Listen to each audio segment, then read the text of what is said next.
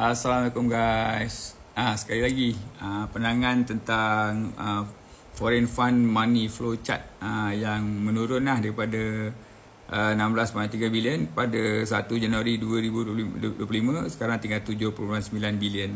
So tuan-tuan, adakah dia akan pergi kosong?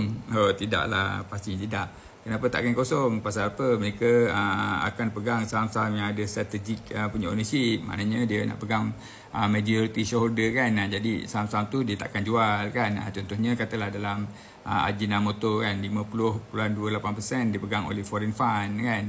Ajinomoto sendiri yang pegang saham tersebut kan. Jadi adalah banyak juga saham-saham yang lain yang masih dipegang oleh dana asing ni sebagai dia punya strategik pegangan. So dia tak akan pergi kosong lah. Tapi sekarang ni dia telah berada di tahap yang terendah lah. Pada satu ketika dahulu pegangan saham tu tinggi kan. Kalau dalam Bursa Malaysia tu dari segi value dia lebih kurang 25%. Sekarang dah turun bawah daripada 13%. Kan, tu cerita dia tuan-tuan. So macam saya terangkan tadilah, dia keluar tu pasal apa? Pasal ada tempat-tempat lain yang lebih menarik untuk dia laburkan duit dia kan, dana-dana tu kan. Bila dia jatuh macam ni kan, dia tak cantik lah.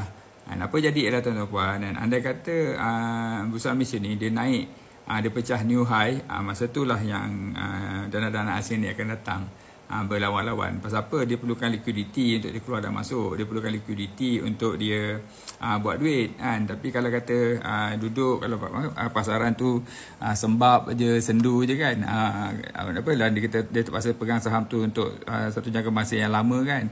Lebih baik dia pergi kat tempat lain yang lebih lebih volatile kan, pergi tempat lain yang dah lebih lebih bullish kan, yang mana ramai orang yang melabur di dalamnya kan. Contohnya sekarang ni Hong Kong lah. Hong Kong tengah buat new high dan sebagainya kan.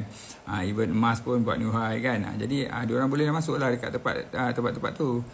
So itulah cerita dia kan. Ataupun kalau dia tak nak masuk dekat dekat equity kan, dia boleh je masuk dekat bond kan. Kalau interest bond meningkat kan. Macam tu je cerita dia.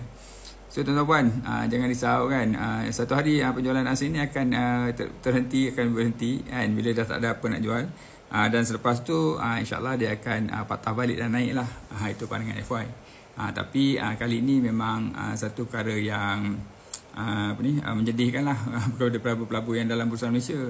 Pasal apa? Penjualan dana asing ni menyebabkan Bursa Malaysia jadi sendu, jadi lembab kan. Menyebabkan asas IPO pun bila dibuka dengan harga yang lebih rendah. Itulah masalah dia. Okey tuan-tuan, follow FY kalau nak dapatkan input saham yang seterusnya. Assalamualaikum. Bye.